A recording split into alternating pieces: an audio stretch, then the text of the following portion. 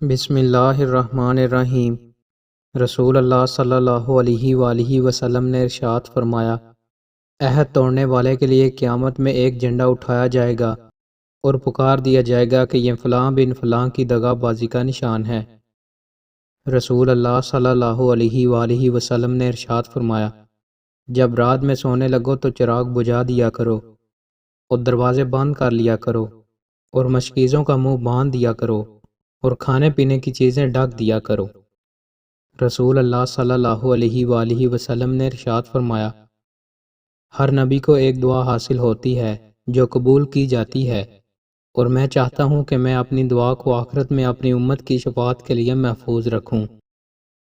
رسول اللہ صلی اللہ علیہ وآلہ وسلم نے ارشاد فرمایا، چار چیزیں خوش بختی سے ہیں: نیک بیوی، کشادہ گھر، نیک پڑوسی، اچھی سواری، اور چار چیزیں بدبختی سے ہیں: بری بیوی، تنگ مکان، برا پڑوسی، بری سواری۔ دوستوں، مزید اچھی ویڈیوز کے لیے ہمارے چینل کو سبسکرائب لازمی کریں۔ بہت شکریہ۔